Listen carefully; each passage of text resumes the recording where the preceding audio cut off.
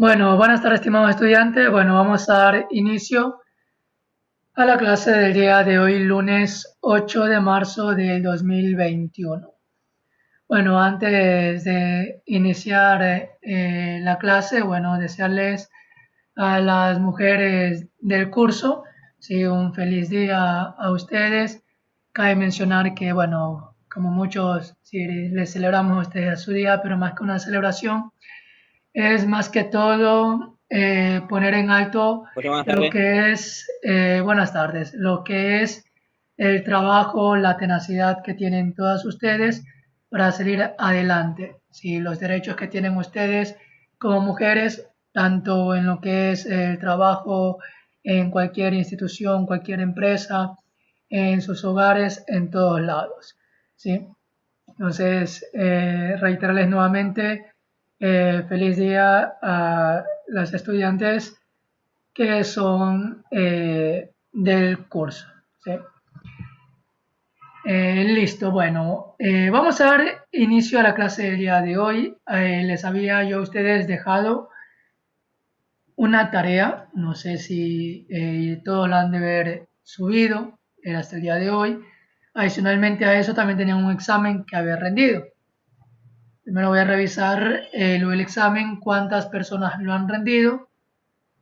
Sí, bueno, me aparece que 17 intentos, es decir, 17 personas han rendido el examen. No sé si es la totalidad de los estudiantes que, es decir, que recurrentemente o que están hasta ahora en el curso. Si por alguna razón alguien ha tenido algún problema, ya saben que debieron de haberme avisado con anticipación o igual informarme sobre qué problema tuvieron para no haber podido rendir el examen que se les dejó.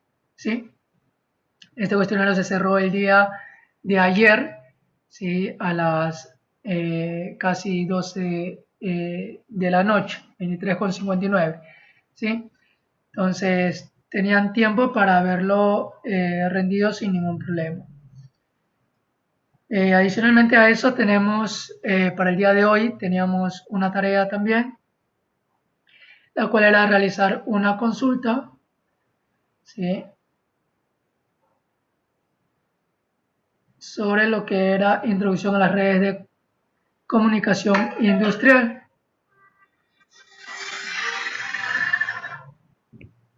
¿sí? Lo voy a marcar acá para que no se me... Bueno, aquí la tarea era hasta el día de hoy y solamente me han entregado la tarea solo 15 estudiantes. No sé qué ha pasado con el resto.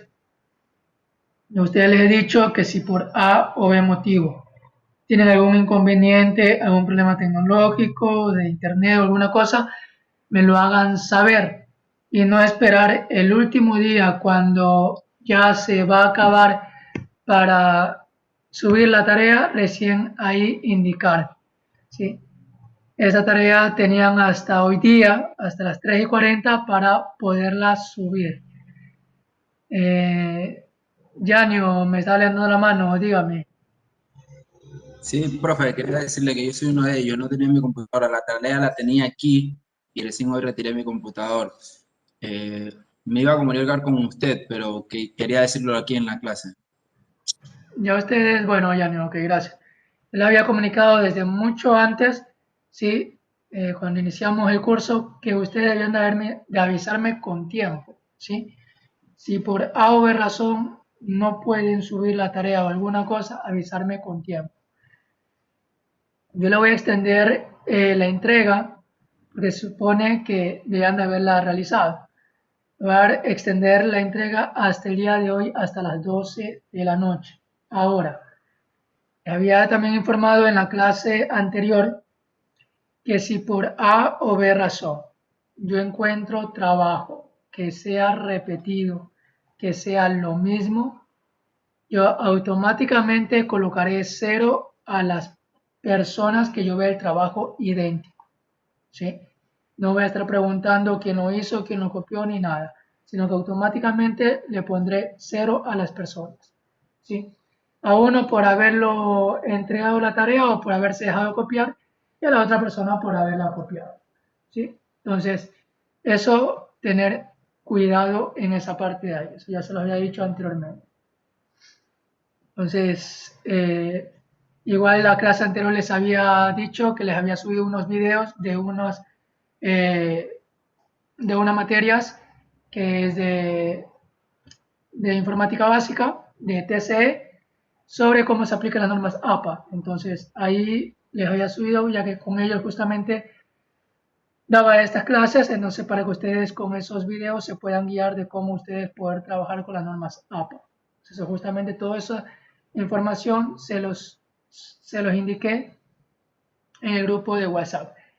Entonces, aquí está ya habilitado que permite subir hasta hoy, hasta las 11:59. Recuerden que la entrada era hasta las 3:40 y se supone que ya lo debían de tener lista esa tarea. Bueno, eso Muchas con gracias, profe. respecto a la tarea. Ok, listo, Yanni. Listo. Adicionalmente a eso, también les había dicho que revisaran lo que les había subido anteriormente. Bueno, en esta semana les moví los PDF que estaban en la semana anterior, ya que estas corresponden a esta semana. Las bajé a esta partida acá de esta semana, el 8 de marzo al 14, los PDF de diseño de una red y también direccionamiento IPv4. ¿Sí? Les había dicho antes de que se conectaran que revisaran lo que les había subido, ya que les he subido una parte de lo que es la forma de ponchado de cable. Voy a explicar un poco para luego buscarle unos videos y poderle subir unos videos explicativos de cómo se realiza el ponchado. Igual voy a hacer una pequeña explicación de ello y ya con los videos ustedes puedan reforzar esta parte de aquí. Ya de ahí ya queda ya por parte de cada uno si desean ya, bueno, hacer la prueba y verificar esto de aquí, ¿sí? El funcionamiento de los cables. Voy a hablar un poquito lo que es la configuración, ¿sí? De las computadoras, poner un computador como servidor y, bueno, explicar más o menos cómo deberían de configurar otra computadora como cliente, también el anclar una impresora a un computador como servidor y que cualquier otra máquina se pueda comunicar o conectar a esa máquina, ¿sí? Listo. Entonces, ahí justamente tengo esta parte de aquí. Bueno, Profesor, buenas tardes, disculpe el atraso. buenas tardes. Bueno, entonces vamos a iniciar vamos a iniciar la clase con esta parte de esta temática, con lo que son diseños de una red. Entonces, ouch. Entonces vamos a ampliar un poco para poderles leer les explicado. Después de esta clase, a más tardar el día de mañana, ¿sí? Yo voy a hacerle una pequeña prueba de los PDF que estamos, sí, de los PDF que he subido. Sebastián Lein, por favor, si estás fumando, desactiva la cámara, sí, por favor. Sí.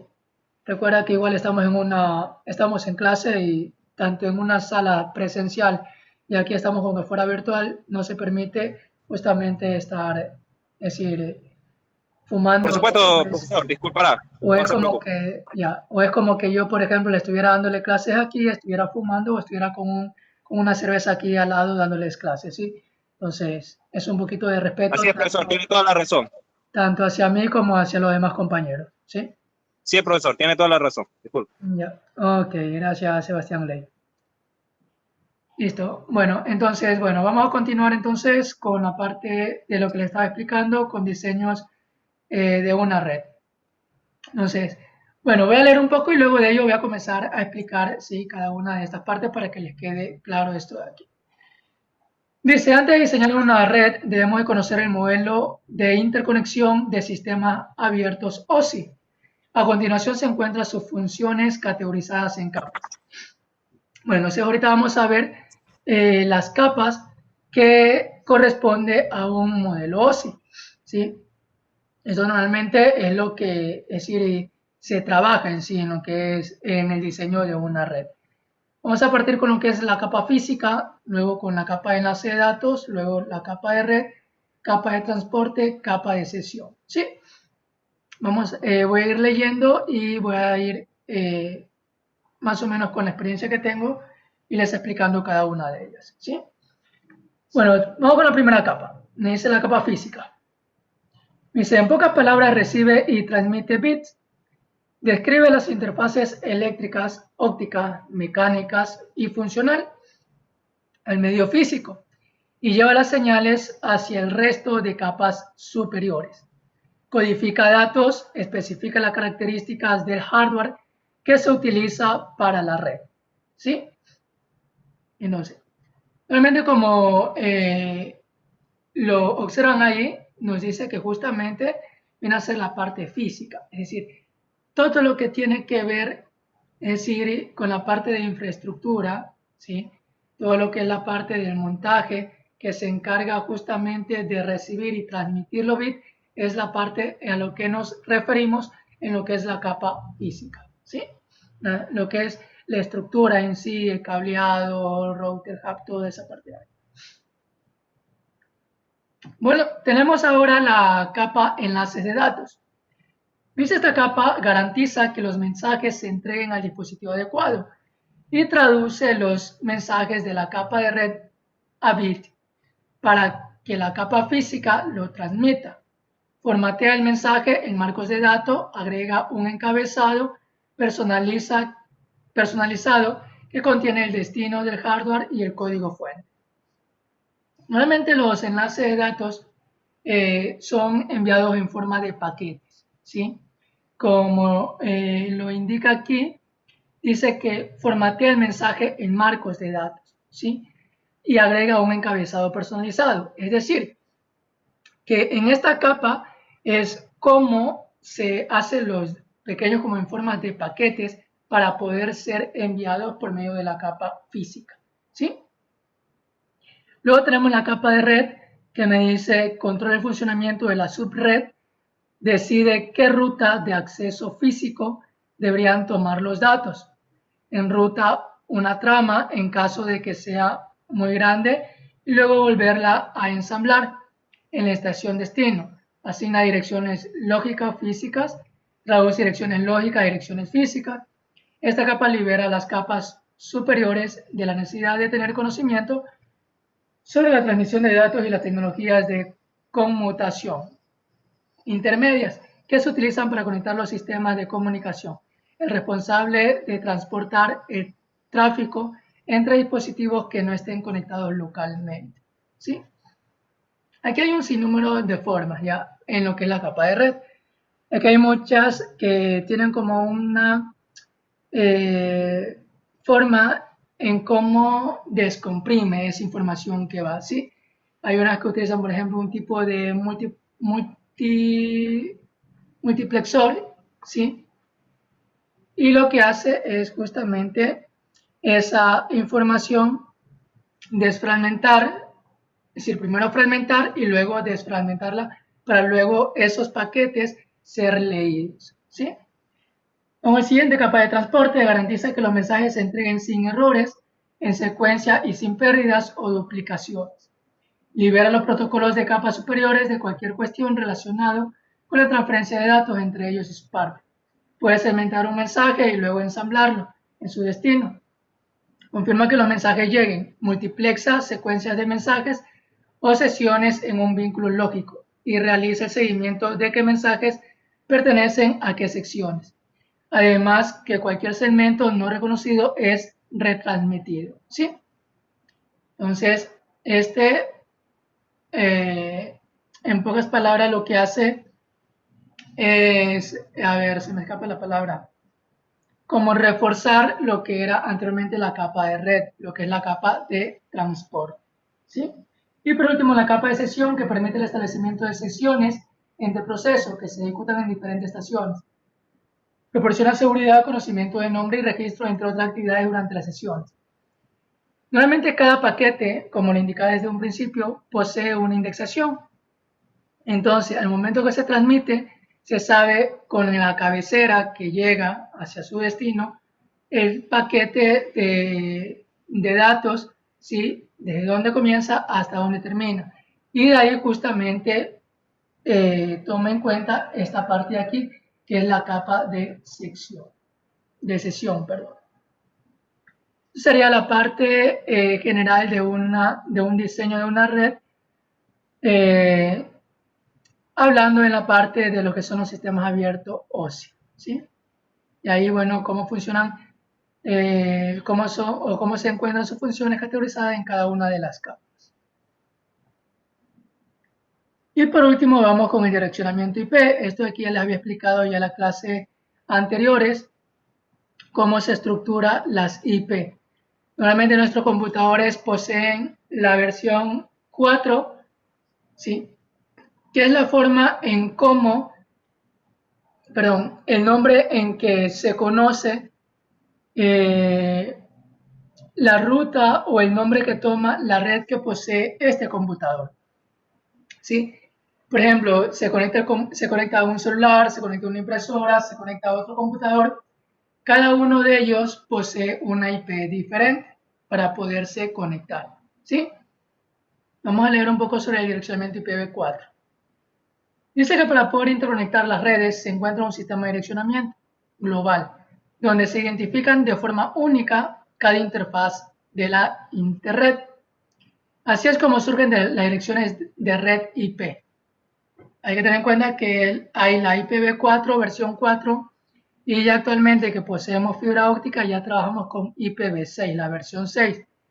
La IPv4 trabaja con valores binarios, que eso ya les había informado anteriormente, mientras que la IPv6 trabaja con valores hexadecimales, ¿sí?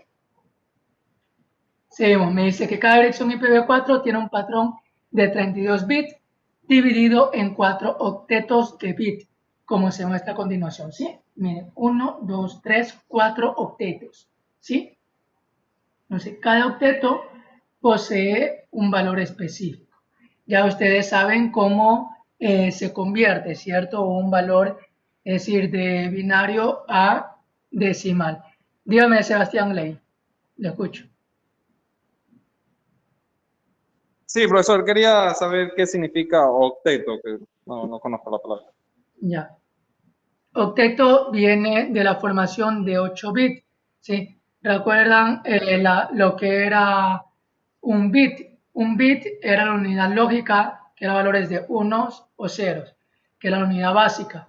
Y un byte, en cambio, es la unión de 8 bits, que era denominado como octeto, ¿sí?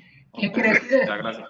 Ok, Sebastián Ley. ¿Qué quiere decir eso? Que esto es un byte, este otro byte, este otro byte y este otro byte, ¿sí? Y cada uno de los bytes está formado por octetos, ¿sí? Entonces, de ello es que tenemos nosotros normalmente el patrón de nuestra IP. Normalmente siempre nuestras IP son 192, 168 y este tercer y cuarto número va a variar de acuerdo a el rango que se nos asigne a nuestra red local, ¿sí? Y luego la última, el último octeto, el octeto 4, que va desde la IP2, ¿sí? Hasta la 254, ¿sí? Siempre se deja libre el primer octeto, que es la primera IP, que es el 1, y la última IP, que es la 255. ¿Por qué la primera IP se deja libre? Porque siempre la primera IP, 192, 168, el tercer octeto, como les digo, es un valor que va a ser asignado de acuerdo al servidor a su proveedor y punto, y si aquí es 1, siempre el punto 1 significa que es la puerta de enlace. Bueno, ahora mismo le voy a mostrar la parte de la configuración de la IP, en donde el punto 1 en el cuarto octeto siempre va a ser la puerta de enlace. ¿Qué es una puerta de enlace? Como su nombre lo indica, nos permite, como el nombre indica, ¿no? El enlace de quién, de todo lo que está afuera en el mundo hacia lo que tenemos nosotros en nuestra red interna local. Por eso siempre se llama puerta de enlace, ¿sí? Es como la puerta que ustedes tienen en sus domicilios, ¿no? La puerta principal.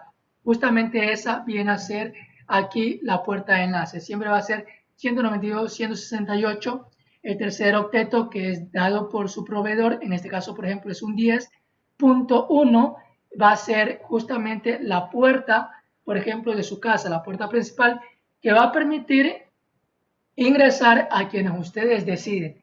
Y ahora, ¿quién regula? En este caso, ustedes son los que deciden quiénes entran y quiénes salen de sus casas, ¿cierto? En una red también hay esa opción. Esa opción es a la que nosotros la llamamos como los firewall, ¿sí? ¿Qué es un firewall? Normalmente denominado como cortafuego. ¿Qué es un cortafuego? Un cortafuego, en cambio, vienen a ser la forma en que nosotros podemos restringir nuestra red para que así hacer una red segura interna y no tengamos vulnerabilidades exteriores hacia nuestra red local, ¿sí? Eso viene a ser un cortafuego, un firewall. Normalmente cuando nosotros instalamos, bueno, en Windows 10, cada vez trata de mejorar la parte de lo que es los protocolos de seguridad, ¿sí? Tiene su cortafuego propio, el Windows 10, siempre y cuando trabajen con el Windows 10 oficial, original. Y en el momento que nosotros, por ejemplo, hacemos un craqueo de un Windows 10, ¿sí? Estamos alterando, estamos adulterando el normal funcionamiento del PC. ¿Se podrá actualizar? Sí, porque hemos craqueado el sistema operativo, lo cual no es legal. Pero a veces por cuestiones económicas toca recurrir a esa parte ilegal. Todavía no es sancionado esta parte aquí en el Ecuador, ¿sí? Pero en otras instituciones, en otros países, eso de ahí es ilegal y es sancionado ya penalmente, ¿sí? Entonces, por eso, por ejemplo, hay otros países europeos en donde normalmente utilizan más software libre que el software pagado como sistema operativo, que es el Windows. Entonces, normalmente Windows trae su propio cortafuego. Claro que los hackers, los que se dedican a lo que es la ciberdelincuencia, sí, al ser un software pagado, es como que los atacantes justamente van más a este tipo de software. Entonces encuentran vulnerabilidades muy rápidas y por eso también es mucho más vulnerable este tipo de sistema operativo, aunque lo tengamos también con licencia, ¿sí? Por eso Windows 10 cada vez realiza sus respectivas actualizaciones, por lo cual es siempre bueno estar haciendo las respectivas actualizaciones en nuestros sistemas operativos. Lo que se recomienda regularmente es comprar un antivirus, ¿sí? Bueno, yo en mi caso utilizo un antivirus gratuito, ¿sí? Pero ese mismo antivirus, al ser gratuito, igual me controla un cierto firewall básico, ¿sí? Pero si yo quisiera ya un firewall mucho más, es decir, superior, ahí me tocaría comprar la licencia del antivirus para así poder tener un nivel de seguridad superior, ¿sí? Pero igual no por eso podemos decir que estamos totalmente exentos de que no seamos atacados, ya que debemos tener mucho cuidado en las páginas donde ingresamos, los archivos que descargamos, de qué lugares descargamos, porque de ahí podemos obtener lo que son este tipo de virus troyanos, ¿sí? Que son virus que nosotros descargamos en el momento que ejecutamos un programa o abrimos un documento de Word, Excel, PowerPoint, PDF, ya se auto ejecutan en nuestro computador, ¿sí? Esos son tipos de virus troyanos, ¿sí? Y también hay otros tipos de virus también denominados los malware, que es un virus, es decir, normalmente conocidos como virus, ¿sí? Es un poquito para explicarles lo que es la puerta de enlace. Entonces, como ven, aquí se tiene un ejemplo de cómo quedaría la dirección IP y cómo el computador lo reconoce. Nosotros normalmente siempre decimos 192.168.10 o 120.1.2.5. Lo que me da de acuerdo a mi proveedor, y el último número de acuerdo al IP que se obtenga. Dentro de la IP hay dos tipos de IP que se manejan. Hay el tipo de IP estática y el tipo de IP dinámica.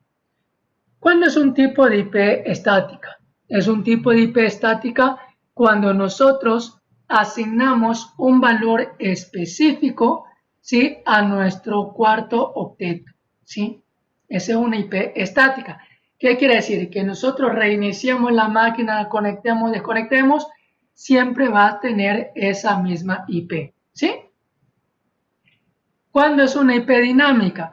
Cuando dejamos que automáticamente nuestro computador, cuando se reinicie, ¿sí?, tome la IP que esté disponible por medio de nuestro servidor y la agarre y la tome, ¿sí?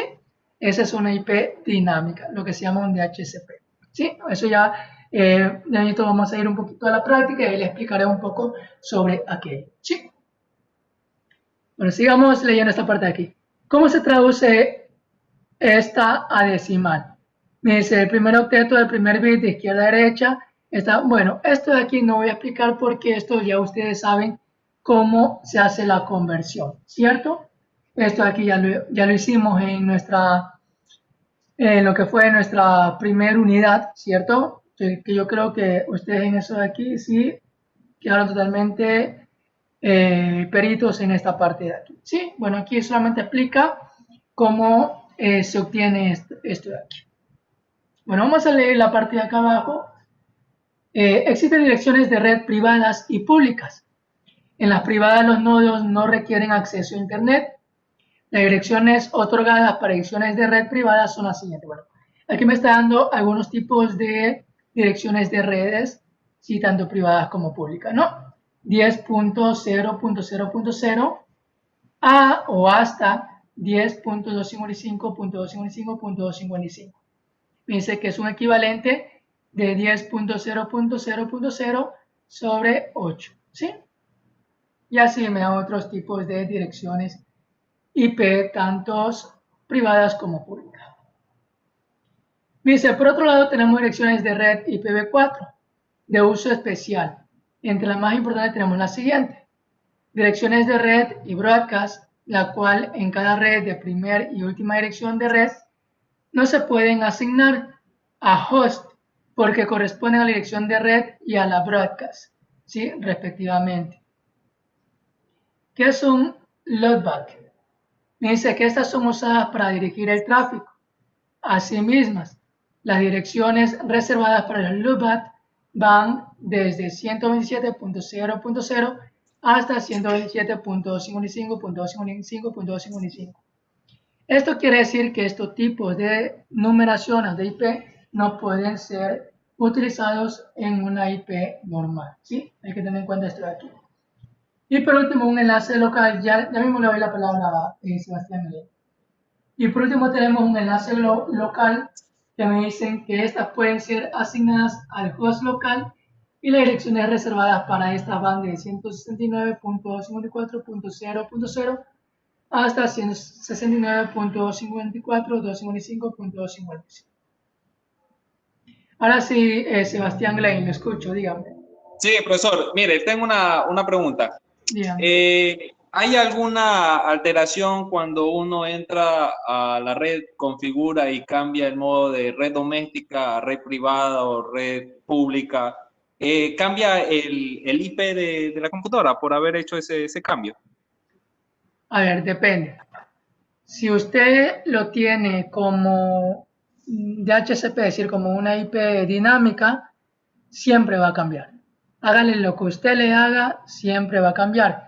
Si usted enciende, apaga, es decir, enciende, apaga su computador, cada vez que usted lo reinicia, lo apaga, lo prende, va a cambiar la IP. Solo se va a mantener su IP si usted establece una IP fija o denominada estática, ¿sí? ¿Y qué es recomendable? ¿Fija o variable? Dependiendo cómo usted realice el tipo de red, ¿sí? Si usted, por ejemplo, es una, bueno, tiene, cómo es que es un local, un server. Bueno, normalmente siempre utilizamos lo que son las direcciones IP dinámicas, es decir, que varían, ¿sí? Un poquito por seguridad, ya que así, al cambiar las IP en cada computador, si hay algún ataque, no va a ir expresamente a una máquina, ya que esas IP van a estar variando. Mientras que cuando asignamos IP fijas, son mucho más vulnerables al ataque a una IP totalmente dirigida. Ahora, va a depender mucho cómo asignemos las preferencias en nuestra red. Si nosotros queremos realizar un tipo de red en donde vamos a categorizar, por ejemplo, ¿a qué me refiero categorizar? Si nosotros vamos a hacer un tipo de red en donde, por ejemplo, tenemos niveles, ¿no es cierto?, en una empresa. Tenemos gerente, los directores departamentales, luego vienen las secretarias, y después vienen, por ejemplo, personas que se encargan de digitalizar o digitar, ingresar datos y cosas así, ¿sí? Entonces, ¿qué pasa? Nosotros esa red la vamos a seccionar. A lo que se refiere a seccionar significa que voy a particionar esa red, ¿sí? Digamos de esta manera. ¿A qué me refiero a particionar? Que voy a hacer, por ejemplo, una sección A, una sección B y una sección C. ¿Para qué razón? Porque la sección A, que corresponde a los directivos, ¿sí?, al jefe, a los que son directores departamentales, podrán tener acceso a todas las páginas web, sin excepción. Eso ya va a depender bastante de las políticas internas dentro de una empresa, ¿sí? Nosotros, por ejemplo, en el instituto, allá donde tenemos ubicado el instituto, la red que nosotros tenemos interna está bloqueada, ¿sí? Porque pertenecemos a la categoría C, como quiere decir una categoría media, que tenemos acceso a internet, pero no para todas las páginas web. Y para poder tener acceso a alguna página web, debemos solicitar y ahí nos dan el permiso y podemos acceder a esa página web. Entonces, eso, por ejemplo, explicándolo un poco en la parte de allá. Ahora regresando a lo que le estaba explicando, a lo de las secciones. Entonces, tengo una sección A, en donde, por ejemplo, a los directivos, a los jefes departamentales, ellos pueden tener acceso a cualquier página web, a cualquiera, ¿sí? Ahora viene, por ejemplo, la sección de secretarias. Entonces, a las secretarias le vamos a dejar acceso, le vamos a limitar a que no pueden ingresar a tales páginas web, ¿sí? Es decir, la prioridad no es tanto como la sección A.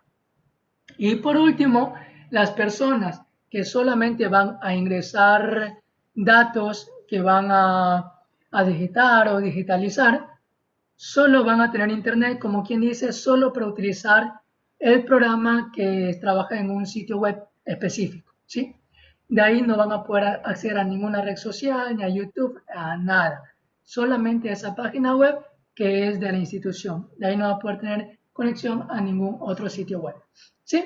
Entonces, esas son las diferentes secciones que nosotros, que se puede crear de acuerdo a las directivas de una empresa. Entonces, cuando se hace eso, ahí sí se utiliza la parte de direcciones IP fijas o estáticas, ¿sí? Eso para que quede claro la parte que me preguntaba Sebastián Ley, ¿sí? Entonces, por eso le decía, dependiendo para qué la vamos a utilizar, ¿sí?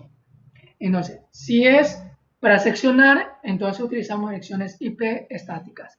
Pero si no vamos a restringir acceso ni nada, damos una IP, es decir, dinámica. Ahora, nosotros en nuestro router también podemos, por eso, ¿se acuerdan que en la clase anterior hablábamos de lo que era un router, lo que era un switch y lo que era un hub? ¿Se acuerdan? Entonces, ahora, yo puedo no necesariamente restringir unas direcciones IP fijas para unas computadoras, sino que más bien genero una IP fija para la sección A, una IP fija para la sección B y una IP fija o estática para la sección C. Y regulo la conectividad a ciertas páginas web dependiendo cada sección. Ahora, como el router o como yo con el router sí puedo hacer eso, porque por eso se llama enrutador. Entonces, el router asigna unas IP fijas, estáticas, a cada sección, y ahí sí, cada sección manda a que cualquiera que se conecte a la sección, por ejemplo, A, sea de manera dinámica, pero bajo estas condiciones de aquí. Por ejemplo, voy a dar un ejemplo. Por ejemplo, yo voy a crear la sección 1. La sección 1 va a ser 19.168.10. De 2 en adelante, ¿sí? Esa va a ser una sección. La segunda sección, por ejemplo, 192.168.10.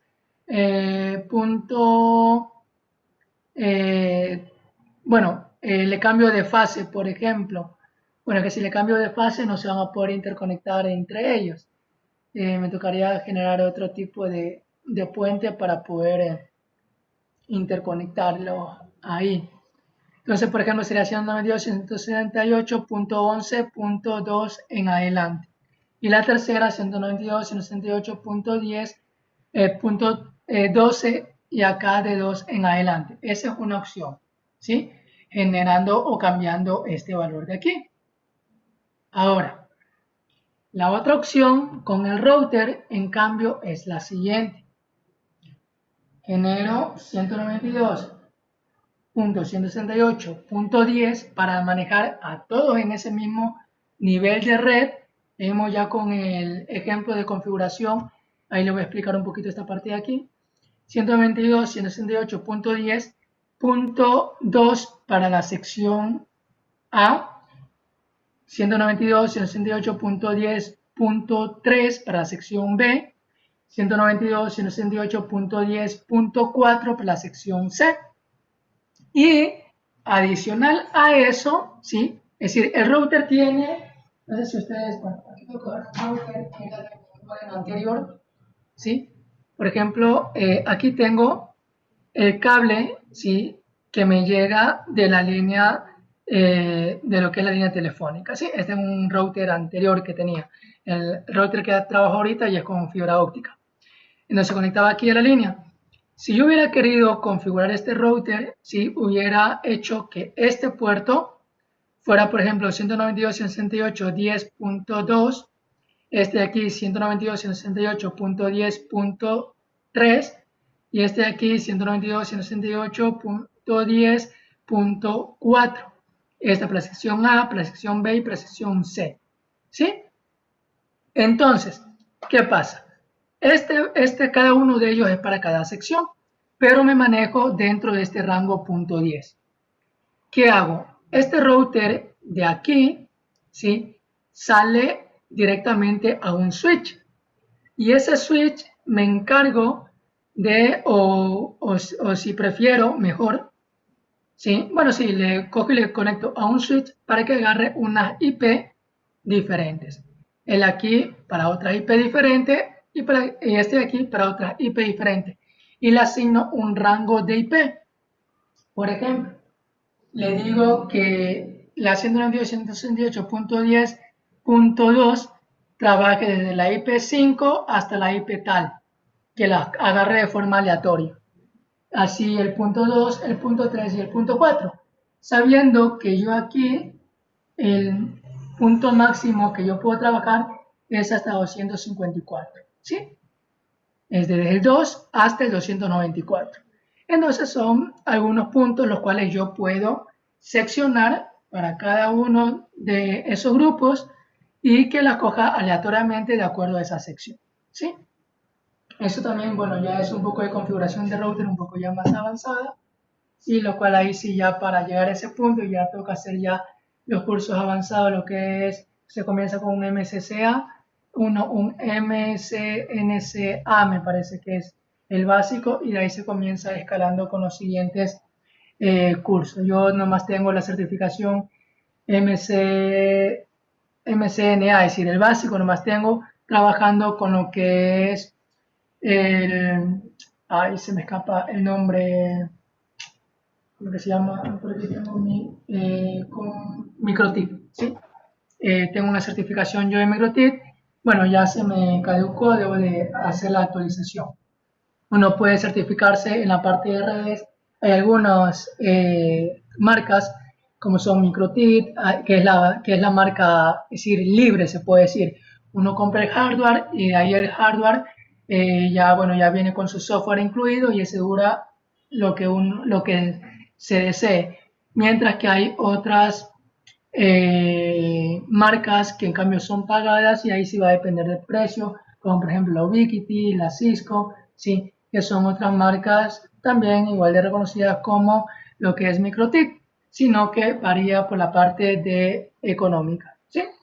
Entonces es un poquito, hablarle un poco de la experiencia también que tengo manejando lo que es la parte de redes y tratando de llevarle un poco de explicarle un poco, ¿no? Sobre esto del manejo de las redes locales que se maneja en una empresa, ¿sí? Y con eso estamos terminando esta partecita de aquí. Ahora sí, primero quiero explicar la parte del punchado y luego quiero ya explicarle un poco sobre la configuración. Un ratito, dame unos minutitos, voy a buscar las herramientas, me había olvidado de buscar, solamente tengo el cable. No sé dónde tengo mi ponchadora, ni los cables, ni los conectores. No voy a hacer la práctica porque si la cámara no me da para poder trabajar como es debido, va a sentar y todo eso. Pero les voy a explicar más o menos un poco para que tengan una idea lo que les había dicho. Y les subiré un video para que ya con el video que encuentren en YouTube lo más preciso posible, ustedes tengan ya esa parte, la parte práctica que igual ustedes lo pueden hacer ya en sus casas. Denme unos minutitos, por favor, mientras encuentro los materiales, ¿sí?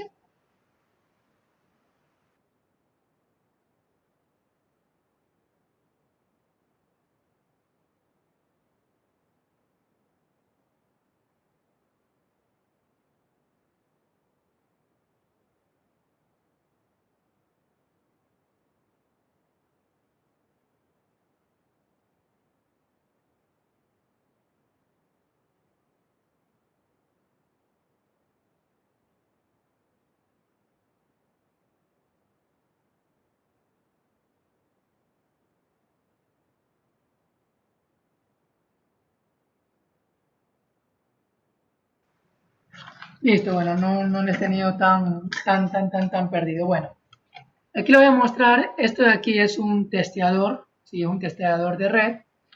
¿Para qué me sirve este testeador? Este testeador me sirve, como su nombre lo indica, ¿no? Para testear. Es decir, para comprobar que los cables estén bien ponchados y funcionan correctamente, ¿sí? Aquí tenemos la batería, ¿sí? Esta hay que colocar la batería para que funcione lo que es el testeador, ¿sí? Aquí tenemos aquí un botoncito, el cual lo encendemos, ¿sí? Este aquí, bueno, en on es decir, de una manera lenta y luego el S que da de una manera un poco más rápida los pulsos. Ya mismo se los voy a mostrar el funcionamiento de este testeador, ¿sí? También tenemos lo que es la ponchadora. Bueno, ya le he sacado el jugo a la pobre. Sí, es una ponchadora básica, no es tan actual. También le he sacado el jugo a la pobre. Sí, este de aquí me permite ponchar, no sé si se alcanzan a ver, tres tipos de conectores, ¿sí? El del medio es para el RJ45 y los de acá son para otros tipos de conectores que son, por ejemplo, para teléfono y para otros tipos de conectores que son un poco más pequeños. Si el RJ45 es 8P, el otro me dice 6P y el más pequeño es 4P, ¿sí? De ahí tenemos unos filamentos, no sé si ustedes alcanzan a ver. Este de aquí, el primero que estoy aquí presionando, no sé si alcanzan a ver, este me sirve para hacer el corte, ¿sí? Y acá hay una que tiene una pequeña, este de aquí, que tiene un pequeño orificio, que es para que me sirve como para pelar el cable, ¿sí?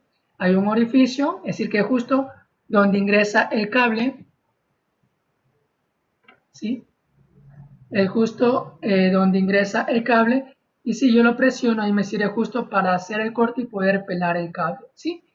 Y el de aquí, que en cambio es justo para, en cambio, cortar el cable a ras, ¿sí? Es un poquito para explicarles. De ahí tenemos lo que es el cable UTP, ¿sí? El cable de par trenzado, ¿sí? Bueno, aquí está ya conectado, ¿sí? Es un cable par trenzado. Ya les voy, denme un segundito, bueno, me quedan menos de 5 minutos, denme un segundito.